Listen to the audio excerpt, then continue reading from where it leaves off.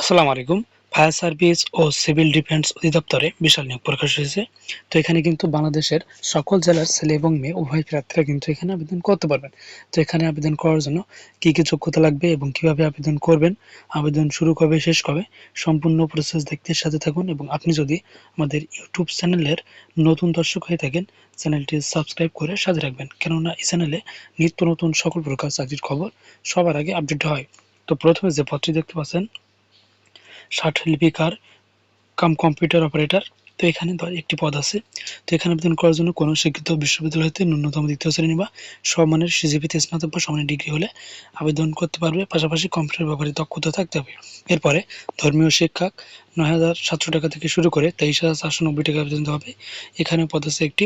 তো এখানে আবেদন করার জন্য কোনো স্বীকৃত বোর্ড হইতে ফাজিল পাঁচশো সংশ্লিষ্ট ক্ষেত্রে ৩ বছরের বাস্তব অভিজ্ঞতা অথবা কোরআনের হাফেজ প্রার্থীদেরকে কিন্তু এখানে অগ্রাধিকার দেওয়া হবে। এরপরে ইঞ্জিন ড্রাইভার, এখানেও সেম বেতন দেওয়া হবে, একটি পদ আছে। তো এখানে আবেদন করার জন্য কোনো স্বীকৃত প্রাপ্ত প্রতিষ্ঠান হতে সংশ্লিষ্ট বিষয়ে সনদধারী হতে হবে।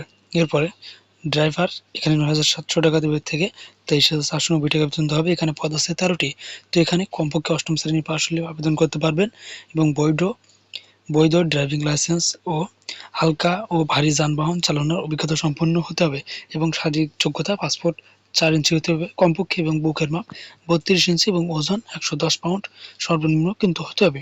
তো এরপরে অফিস সহকারী cum computer operator cum computer মুদ্রাক্ষরিক, এখানে পদ আছে ৯টি। এখানে ৯,৩০০ টাকা থেকে শুরু করে ২২,৪৯০ টাকা বেতন দেওয়া হবে। তো এখানে আবেদন করতে হলে আপনাকে কোনো স্বীকৃত বোর্ড হইতে ন্যূনতম দ্বিতীয় বিভাগ বা সমানের সিজিপিতে সমানের জিপিএতে উচ্চ মাধ্যমিক সার্টিফিকেট বা সমানের পরীক্ষা উত্তীর্ণ হলে আবেদন করতে পারবেন। পাশাপাশি কম্পিউটার ব্যবহারে দক্ষতা থাকতে হবে। এরপরে ফায়ার ফাইটার, এখানে ১৬৫টি পদে বাংলাদেশের সকল জেলার ছেলে এবং মেয়ে উভয় প্রার্থীরা কিন্তু এখানে আবেদন করতে পারবেন। তো এখানে আবেদন করতে হলে পুরুষ প্রার্থীদের জন্য কোনো স্বীকৃত বোর্ড হইতে ন্যূনতম দ্বিতীয় শ্রেণী বা সম্মানের জিপিএতে মাধ্যমিক স্কুল সার্টিফিকেট বা সমানের পরীক্ষা উত্তীর্ণ হলে আবেদন করতে পারবেন। অর্থাৎ এসএসসি পাস হলে কিন্তু এখানে আবেদন করতে পারবেন। তো শারীরিক যোগ্যতা পাসপোর্ট ৬ ইঞ্চি হতে হবে, সর্বনিম্ন কিন্তু আপনাকে পাসপোর্ট ৬ ইঞ্চি হতে হবে এবং প্রার্থীকে ত্রুটিমুক্ত শারীরিক গঠনের অধিকারী হতে হবে। এরপরে এবং অবশ্যই অবিবাহিত হতে হবে। তো এরপরে মহিলা প্রার্থীদের ক্ষেত্রে কোনো স্বীকৃত বোর্ড হইতে ন্যূনতম দ্বিতীয় শ্রেণী বা সমানের জিপিএতে মাধ্যমিক স্কুল সার্টিফিকেট বা সমানের পরীক্ষা উত্তীর্ণ হলে আবেদন করতে পারবেন। এবং মহিলা প্রার্থীদের জন্য উচ্চতা পাসপোর্ট ৩ ইঞ্চি, বুকের মাপ ৩০ ইঞ্চি এবং প্রার্থীকে ত্রুটিমুক্ত শারীরিক গঠনের অধিকারী হতে হবে এবং প্রার্থীকে অবশ্যই অবিবাহিত হতে হবে। এরপরে অফিস সহায়ক, এখানে পদ আছে ৪টি। তো এখানে আবেদন করতে হলে আপনাকে এসএসসি পাস হলে আবেদন করতে পারবেন। এরপরে সহকারী হোজ রিপেয়ারার, এখানে পদ আছে একটি। তো এখানে কিন্তু অষ্টম শ্রেণী পাস বা সংশ্লিষ্ট কাজে ২ বছরের বাস্তব অভিজ্ঞতা থাকলে আবেদন করতে পারবেন।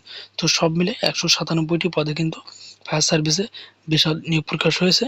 তো এখানে আবেদন করতে হলে আপনাকে দেখতে পাচ্ছেন ১, ২, ৩, ৪, ৫, ৬, ৫, ৮ ও ৯ নম্বর সাধারণ প্রার্থীদের ক্ষেত্রে ১/৪/২০২৬ তারিখে যাদের বয়স ১৮ থেকে ৩২ এর ভিতরে তারা কিন্তু এখানে আবেদন করতে পারবেন। তো এখানে আবেদন করার জন্য এই যে ওয়েবসাইট দেখতে পাচ্ছেন fscd.teletalk.com.bd, এই ওয়েবসাইটের মাধ্যমে কিন্তু আপনাকে আবেদন করতে হবে এবং এখানে আবেদন শুরু কিন্তু ১০ এপ্রিল ২০২৬ সকাল ১০টা হতে। তো এখানে আবেদন করার জন্য কিন্তু আপনাকে টেলিটক প্রিপেইড সিমের মাধ্যমে কিন্তু আপনাকে ১০০ টাকা কিন্তু